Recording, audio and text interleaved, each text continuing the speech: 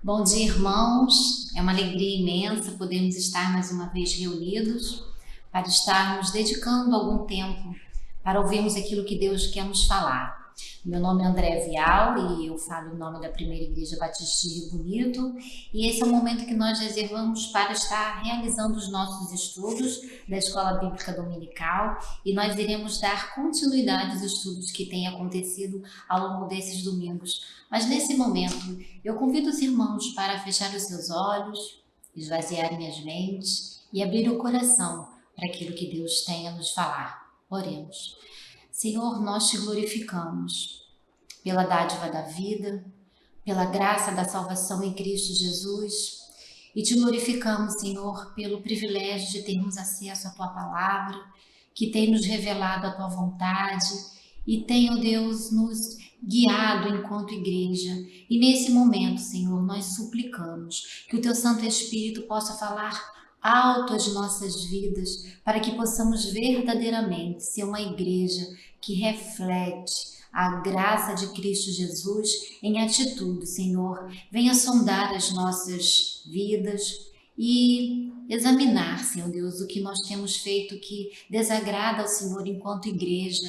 O Senhor tem autoridade total, Deus, sobre as nossas vidas, e por isso, Deus, nós suplicamos. Continue a nos guiar, continua, Senhor, a nos moldar, para que possamos verdadeiramente alegrar o teu coração como verdadeiros adoradores. Nos dirija, Deus, nesse momento de estudo, que a tua palavra seja realmente clara ao nosso entendimento e que nos leve a refletir sobre como cada um de nós tem se comportado, Senhor Deus, e assim termos uma identidade genuína como uma igreja que honra ao Senhor. Essa é a nossa oração grata. Em nome e por amor de Jesus Cristo. Amém. Irmãos, nós estamos dando continuidade aos estudos da revista Palavra e Vida, e hoje nós estaremos conversando à luz da Bíblia sobre uma igreja que corrige as suas expressões de imaturidade. E o pano de fundo para a nossa conversa está retratada em 1 Coríntios de 1, 10 a 17, onde Paulo vai nos falar sobre a sua experiência missionária na cidade de Corinto. E o texto nos revela que a cidade de Corinto era uma cidade próspera, era uma cidade que ela tinha uma localização estratégica. Então, havia um comércio, uma navegação intensa na cidade de Corinto. Só que esse privilégio de ser bem localizada e ter um comércio muito ativo, também trouxe consigo algumas características. A cidade de Corinto, havia um fluxo muito grande de pessoas de diferentes culturas, de diferentes áreas daquela região, fazendo com que houvesse algumas características, de certa forma, que desafiaram o missionário, o apóstolo Paulo, na proclamação da graça de Cristo Jesus. E foi muito desafiador para Paulo estar ali compartilhando a graça, compartilhando os princípios dessa nova vida para aquele povo em Corinto, porque era uma cidade muito marcada pela imoralidade, por práticas licenciosas, estimuladas pelo culto a Afrodite. Então, havia até um certo termo que eu achei muito interessante, que é corintianizar, que significa agir de forma leviana. E é nesse contexto que Paulo chega trazendo as boas novas de Cristo Jesus, revelando àquele povo que sim, que pela graça de Cristo, qualquer povo, qualquer pessoa, por caminhos tortuosos em que ela siga, ela pode ter a oportunidade de ser uma nova criatura, de consagrar a sua vida, de consagrar o seu corpo para uma vida de santidade em Cristo Jesus. E nós vemos que, dentro desse contexto dessa igreja de Corinto, com tantas divergências de culturas e práticas pecaminosas, haviam muitas expressões de imaturidade. E foi justamente com com direção dos altos céus, buscando sabedoria, que o apóstolo Paulo ele vai dar suporte para que essas pessoas que foram alcançadas pela graça pudessem rever a forma como elas viviam, não mais agora à luz dessas práticas que eram comuns na cidade de Corinto, mas agora à luz dos princípios revelados por Cristo Jesus. E nós vamos ler, irmãos, um texto que é referência também para a nossa reflexão, que está em 1 Coríntios 1:10. Irmãos, em nome do Senhor Jesus Cristo, suplico a todos vocês que concordem uns com os outros no que falam, para que não haja divisões entre vocês, antes que todos estejam unidos num só pensamento e num só parecer. E logo abaixo, no 12, nós vemos: quero dizer que alguns de vocês afirmam, eu sou de Paulo, eu sou de Apolo, eu sou de Pedro, ou ainda eu sou de Cristo Jesus. E ele fala: acaso Cristo está dividido? Foi Paulo crucificado em favor de vocês? Vocês foram batizados em nome de Paulo? De modo que ninguém pode dizer que foi batizado em meu nome. E ele diz: pois Cristo não me enviou para batizar, mas para pregar o Evangelho, não porém com palavras de sabedoria humana, para que a cruz de Cristo não seja esvaziada. Nós lemos no 18: pois a mensagem da cruz é loucura para os que estão perecendo, mas para nós que estamos sendo salvos é o poder de Deus. Pois está escrito: destruirei a sabedoria dos sábios e rejeitarei a inteligência dos inteligentes. Então, irmãos, nós vemos que houveram algumas divisões entre aquele povo que foi alcançado pela graça de Cristo Jesus por meio desses discípulos, por meio desses servos que estavam ali junto a Paulo, anunciando a salvação em Cristo Jesus. E nós percebemos, é interessante destacar essa frase: expressões de imaturidade. Por quê? Era um povo que ainda estava crescendo. Por vezes a palavra imaturidade é muito associada a pessoas que são novas, ou na sua idade cronológica, ou na sua idade da fé. Mas nós precisamos, com esse pano de fundo, com essa experiência que houve ali do apóstolo Paulo em Corinto, lançarmos luz também sobre a nossa realidade enquanto igreja. Será que há entre nós expressões de imaturidade? Será que há entre nós pessoas que desejam impor a sua opinião, causando divisões, causando divergências que comprometem a unidade e o crescimento do reino de Cristo? Unidade não é uniformidade, porque todos nós somos diferentes, temos trajetórias e experiências diferentes, mas o que nos une, irmãos, é muito maior. É a certeza de pertencermos a uma igreja, a um corpo cuja cabeça é Cristo Jesus. Então, à medida que um corpo, os seus membros, eles começam a querer impor as suas próprias percepções, nós percebemos que isso, além de entristecer o coração de Deus, compromete o reino, compromete que possamos crescer como uma comunidade cristã saudável, que glorifica a Deus através das suas atitudes. E nós percebemos isso, irmãos. Nós vivemos em um momento em que as pessoas são muito estimuladas a compartilhar aquilo que pensam nas suas redes sociais, nos seus círculos de amigos. Mas até que ponto essas opiniões, elas refletem realmente maturidade cristã, dependência e direção do Espírito Santo para que tenha um testemunho, para que tenha uma vida guiada com sabedoria. Nós lemos aqui que no cotidiano da igreja, os partidarismos ou preferências, as dissensões, a disputa pelo poder, a corrida desenfreada para ser importante, estar acima dos outros, são sinais de imaturidade. revela que realmente nós não estamos buscando no Espírito Santo crescer, amadurecer, ter discernimento nas suas atitudes. Vamos ler o que nos diz 1 Coríntios 1, agora a partir do versículo, como nós lemos aqui. E nós vamos perceber, irmãos, que aquelas experiências que o apóstolo Paulo viveu ali em Coríntios não foi exclusividade daquele povo, daquela região. Nós vemos aqui que eles erraram ao afirmarem que eram de Apolo, que eram de Paulo, e ficavam discutindo, querendo impor a sua própria opinião sobre os demais. E eles demonstraram as suas preferências, quando deveriam ter lucidez para submeter ao Senhor.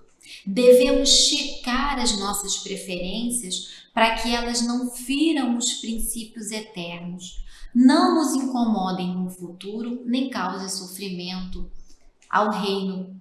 Então nós temos que pensar, será que as minhas palavras, será que as minhas atitudes, elas estão revelando a soberania das minhas próprias percepções, ou elas estão revelando realmente a minha submissão àquilo que Deus tem nos revelado para que possamos viver como um corpo saudável? E a sabedoria, irmãos, vai ser justamente a chave, a virtude que vai realmente nos motivar, enquanto igreja, a superarmos as nossas expressões de imaturidade, de desobediência, de distanciamento dos princípios revelados a nós através da palavra de Deus. E nós temos um texto tão lindo, que eu também convido os irmãos para lerem, que está lá em Provérbios. Pega sua Bíblia aí, irmãos, vamos ler juntos. Provérbios 3, nós vamos ler o versículo 13 e o 17. Olha o que ele nos fala. Como é feliz o homem que acha sabedoria, o homem que obtém entendimento. E o 17. Os caminhos da sabedoria são caminhos agradáveis e todas as suas veredas são paz. Então nós percebemos, irmãos, que a sabedoria, ela gera em nós felicidade. Mas aqui há uma diferença também. Há uma sabedoria que vem dos altos céus.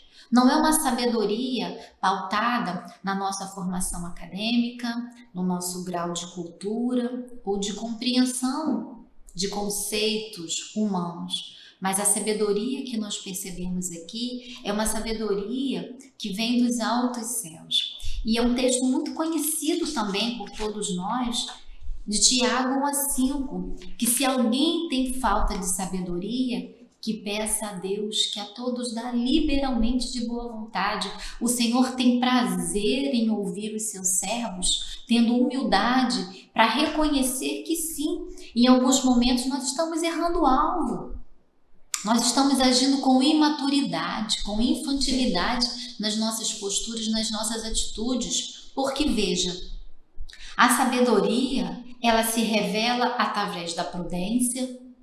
O que é ser prudente? É você ter cautela, é você mensurar os efeitos das suas atitudes, das suas palavras, da forma como você se coloca diante de uma situação, por vezes, de conflito.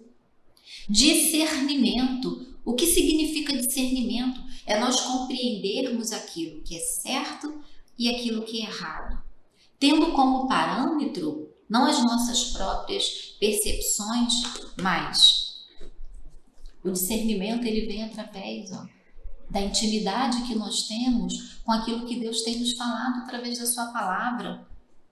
E por fim, termos visão espiritual, conseguirmos enxergar para além daquilo que é humano. Eu costumo dizer que, enquanto igreja, nós temos que ter a perspectiva da eternidade. Entendermos que a nossa trajetória, a nossa caminhada de vida não vai terminar aos 70, 70, 80, 100 anos, mas que nós precisamos viver de forma a vislumbrar a eternidade. O que nós temos investido? Somente na sabedoria humana, com diplomas e diplomas e diplomas? Ou se nós temos realmente tendo humildade para entender que em muitas situações que nós hoje presenciamos no seio da igreja, tem revelado justamente o contrário, pessoas que querem impor aquilo que elas pensam, em detrimento daquilo que Deus realmente tem como propósito para a nossa igreja, como povo. Então, irmãos, a gente precisa realmente fazer uma autoanálise. E nós vemos que a sabedoria divina é um exercício de discernimento. A capacidade de perceber o que é mais importante, fazer dentro das situações e agir expressando o senhorio de Cristo. E tem um texto muito lindo aqui, também de Tiago, do 5 ao 8, que sabedoria é sabedoria que se busca em Deus, com fé, dependência e desejo de honrá-lo. E isso é um exercício constante, irmãos. Não é algo que acontece de forma instantânea. Nós temos que, quando nos vermos diante de uma situação, pensarmos realmente, será que essa minha palavra, será que esse meu comentário, ele vai glorificar o nome de Deus? Ou ele vai realmente entristecer e revelar a minha imaturidade para lidar com situações divergentes?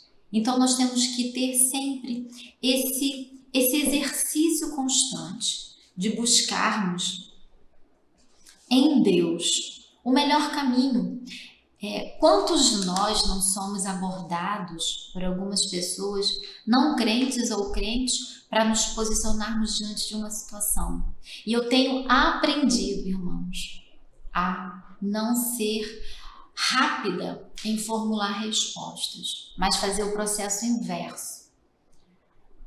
Pensar e mensurar quais palavras empregar para não ferir o irmão, ou para não acusar, ou para impor. Então nós precisamos, se nós desejamos realmente sermos maduros, sermos uma igreja que honra o nome do nosso Senhor, nós temos que ter sempre esse exercício de ter discernimento, de ter cautela em nos colocarmos. E nós temos também o exemplo de Moisés. Todos nós conhecemos bem a história de Moisés, que foi criado num palácio, com acesso a toda a cultura, todo o conhecimento que era disponível naquele momento, mas ele precisou da escola do deserto, como nos relata Atos 7:30, para ele despir-se da sua grandeza e ter equilíbrio, ter paciência e humildade para cumprir o propósito que Deus tinha determinado para a vida de Moisés. E agora eu pergunto aos irmãos, será que nós estamos dispostos a abrir mão da nossa grandeza, da nossa opinião, para que Deus realmente possa nos envolver cada vez mais na sua obra, para a expansão do reino, para que vidas sejam salvas pela graça de Cristo Jesus? Irmãos, nós não podemos nos calar, mas acima de tudo, as nossas atitudes, elas falam mais alto do que as nossas palavras. Por mais que possamos ter toda a polidez em utilizar palavras para nos colocarmos, para agirmos, as nossas atitudes, elas vão ter um impacto muito maior na vida das pessoas com as quais nós convivemos. Então, cabe a reflexão. Será que nós estamos dispostos a abrir mão das nossas próprias opiniões para viver aquilo que Deus já tem planejado para as nossas vidas individualmente, como corpo e como igreja?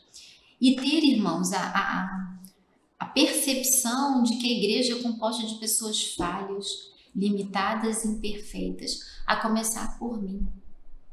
A Bíblia diz que o amor cobre multidões de pecado, porque assim aconteceu conosco. O amor de Deus, ele foi tão genuíno que ele nos amou mesmo ainda sendo pecadores. E será que nós estamos tendo essa mesma atitude de amor para com os nossos irmãos? Para com os nossos líderes? Compreender que eles são humanos, mas que eles são alvos do amor de Deus e que nós temos que utilizar essas mesmas lentes de amor, de respeito, de compreensão e, acima de tudo, entendermos que não cabe a nós julgarmos as atitudes uns dos outros. A partir do momento que nós nos apropriamos desse martelo como juiz, proferindo sentenças, sem ao menos conhecer todas as questões que estão envolvidas numa determinada situação, nós nos distanciamos completamente da submissão que a autoridade máxima sobre as nossas vidas cabe a Deus. A autoridade máxima sobre a nossa igreja está nas mãos de Deus. Então nós temos que nos prostrar, nós temos que nos quebrantar, irmãos, e lançarmos fora essa postura de agir com imaturidade, com arrogância. Quantas vezes nós temos ciência de palavras que indicam arrogância, prepotência? Nós temos que nos esvaziar, irmãos, dessas expressões, para que possamos verdadeiramente revelar uma sabedoria que vem dos altos céus. Há um texto que eu gostaria de dividir com os irmãos, que faz justamente referência a esses tipos de sabedoria, né? É um texto que está lá em Tiago 3, nós vamos ler a partir do 13. Quem é sábio e tem entendimento entre vocês, que o demonstre por seu bom procedimento, mediante obras praticadas com humildade que provém da sabedoria. Contudo, se vocês abrigam no coração inveja amarga, ambição egoísta, não se gloriem disso, nem neguem a verdade. Esse tipo de sabedoria não vem dos céus, mas é terrena, não é espiritual, mas é demoníaca. Pois onde há inveja, ambição, aí há confusão e toda espécie de males. E o 17, mas a sabedoria que vem do alto é, antes de tudo, pura, pacífica, amável, compreensível, cheia de misericórdia e de bons frutos, imparcial e sincera. O fruto da justiça semeia-se em paz para os pacificadores. E nós percebemos então, irmãos, para nós concluirmos esse momento de reflexão, que se nós desejamos realmente superar atitudes que revelam imaturidade, nós temos que buscar sabedoria que vem dos altos céus. E o texto é muito claro em falar. Se as nossas atitudes estão gerando confusão, inveja, isso é mal, isso é abominável aos olhos de Deus. Mas a postura, o que nós devemos ter como exercício constante nas nossas vidas como servos de Deus, é nos enchermos dessa sabedoria que é pura, que é cheia de misericórdia, que é pacífica, que é compreensiva e que gera bons frutos e semeia a paz. Que possamos, irmãos, verdadeiramente nos despir daquilo que nós pensamos, para que possamos alcançar uma unidade, para que possamos semear a paz no seio da nossa igreja e nos lugares pelos quais nós passarmos, que as pessoas possam identificar em nós a dependência que nós temos em Deus. Nós não temos todas as respostas. Muitas situações e questionamentos chegam diante de nós, mas nós não temos a obrigatoriedade de ter uma resposta pronta para todas elas. Mas nós pensarmos realmente o que Deus diria diante dessa situação. Diante de tudo aquilo que nós temos ouvido do próprio Deus na sua palavra, qual atitude realmente vai promover a paz, vai promover o amor, vai promover o crescimento saudável da nossa igreja? Então nós percebemos, irmãos, que nós temos que nos despojar de tudo aquilo que nós pensamos, tudo aquilo que nós acreditamos ser os certos e buscarmos realmente, diante do próprio Deus, sabedoria. Essa é a palavra que eu gostaria que os irmãos guardassem nessa manhã de domingo, para nós vivermos como uma igreja que glorifica a Deus. Nós precisamos buscar a sabedoria que vem dos altos céus, os conceitos que são sustentados pelo próprio Deus na sua palavra, para que possamos verdadeiramente testemunhar desse amor que transforma, que liberta, que nos faz superar práticas abomináveis como aquele povo de Corinto. O apóstolo Paulo, através da sua carta, numa cidade tão marcada pela promiscuidade, por caminhos pecaminosos, por um povo com tantas práticas divergentes daquilo que Deus deseja que possamos viver, ele nos incentiva que ainda hoje nós precisamos, sim, rever as nossas atitudes, rever realmente posturas que demonstram imaturidade e, acima de tudo, desobediência àquilo que Deus nos fala, e que, se nós desejamos realmente caminhar trazendo alegria ao coração de Deus, nós precisamos crescer na fé e depender de Deus, para que possamos verdadeiramente sermos discípulos à luz do coração de Deus, que traz alegria ao coração de Deus e alcança outras pessoas para viverem essa vida maravilhosa debaixo das poderosas mãos de Deus. Vamos orar, irmãos. Santo Deus e eterno Pai, nós te damos graça, Senhor, por esses momentos em que podemos, Senhor Deus, estar reservando para meditar na Tua palavra. E hoje, Senhor Deus, a palavra que falou alto aos nossos corações através desse estudo é sabedoria. Mas não uma sabedoria humana, Senhor, mas uma sabedoria que vem dos altos céus, uma sabedoria que o Senhor tem prazer em nos conceder enquanto igreja.